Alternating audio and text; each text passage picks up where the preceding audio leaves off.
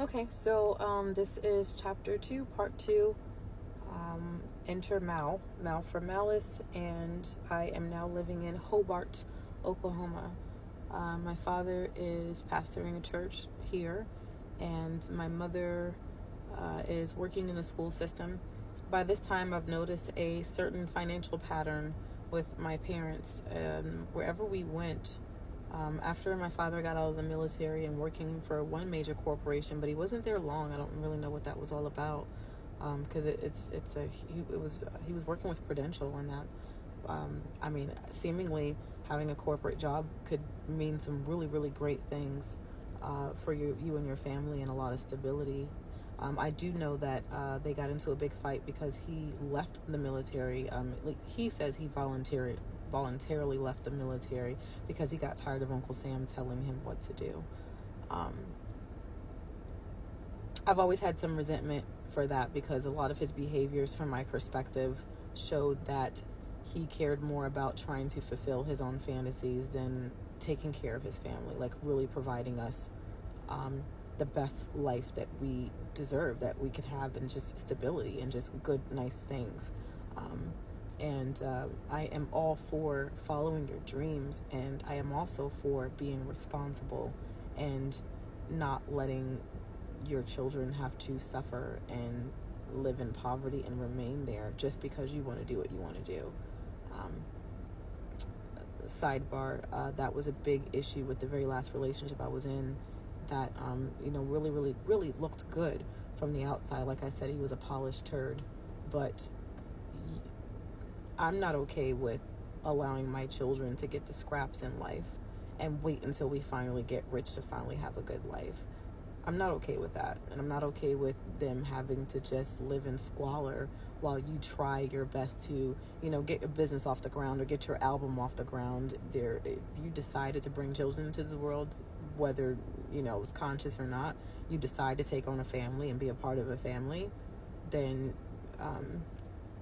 you have responsibility to be willing to sacrifice to a degree, and to cooperate and to cooperate, and to put family first and your family lifestyle, and invest in your family.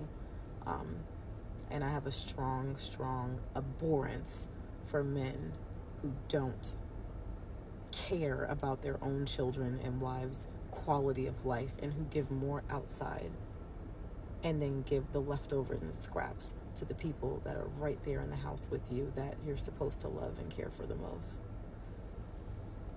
So, enter Mal, living in this town. I don't know where the heck this man came from. I don't know. And I was a child. Freshman year of high school. Still a virgin. Happily one. Not interested in men or boys. I was not interested in boys or men.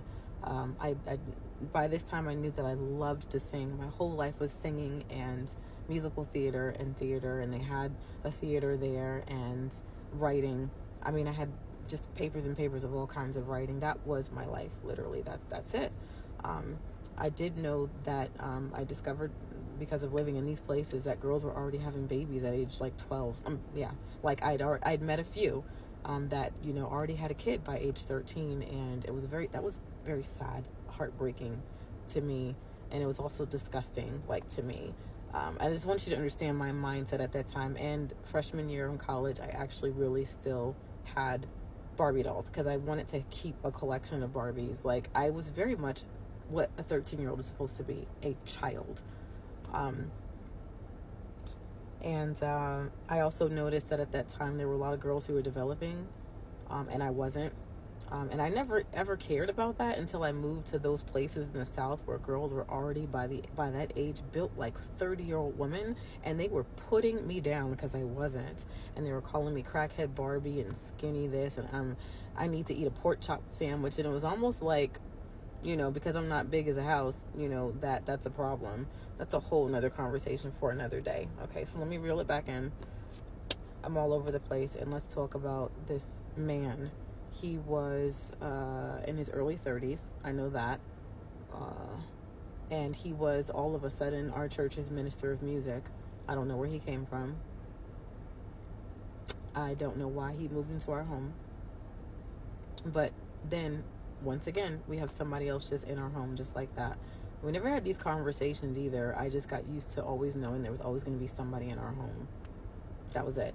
And there were other people in that town that would just, I mean, literally just could just walk in anytime they wanted to. Like, my home was not a home for me. It was not a fortress. It was not safe. By this time, once we had been there for a little while, I also had to get used to the fact that there was, this lady who loved to gamble, and she called herself our grandmother. And, we kind of had an affinity for her in different ways. But I also knew that, she was going to steal my stuff. I had CD collections. I would come home from school. Different things would be stolen. And if I would say something about it, I'd be the one to get, smacked or basically told to shut up or made to be shut up some kind of way about anything I ever said, because this is not my home. This ain't my house. It's his house. This is my house. And I don't have a right to say anything about his house. And everything in his house, including my stuff, is his, because he bought it and it's his house. So imagine what that does to you as a child, to not really feel like you have any ownership in your home, to not feel like it is yours. You have no rights. I wasn't a human being. So this man is now living there. He is sleeping on the couch. And when I tell you the presence and the darkness that came into this home when he started sleeping on the couch, we had a dog. Her name was Jazz. She was a big Rottweiler, and she would growl. But I guess, she kind of had to accept his presence. But I remember she did not like him either. My home was in the very back of the house. I wish I could remember the name of the street, but I guess it doesn't matter. It'll come to me. But my room, my brother's room, was like the first room. My parents' room and their little bathroom was in the middle of the house. It was not a big house at all. It was, at that time I thought, like, wow, we got a big house. Looking back, it was little, and it was pretty raggedy. But I mean, for that particular town, from my understanding, we weren't on the black side of town. We were not in the flats, and we were considered, somewhat upper echelon, I suppose. So my house, my room, and the little bathroom was all the way in the back of the house, and it's a significance in me saying this. I don't know when it began, but I started noticing that whenever he was home, and my parents were around, which was a lot, for whatever reason, he was, I will say this. I vacillate between calling my parents a victim in this, just because he violated their trust. Although I don't believe they should have ever trusted this man. He was a stranger. Was there a background check done? I don't care if you're flesh and blood, first of all. You don't need to be trusting anybody with your kids without assurance, without vetting them, and without also being around a bunch. This man was a stranger. Just because he's in the church don't mean he's good. However, he still violated this trust that, he didn't earn, but for whatever reason, this confidence that gave in him too. But at the end of the day, there was only one real victim, and that was me. And there was only one person who was truly violated. And there's only one person who was truly innocent. There's only one innocent person in this situation, and that was me. Another reason why I decided to exit my family is because they all continually, 30 years later or whatever years later, have always chosen to look at me and to believe that somehow, like so many people love to believe about Black girls, that somehow I was a willing participant in this. And for that reason, they can all kiss my ass. All right, going into part 3 to talk about that experience with Mal for Malice.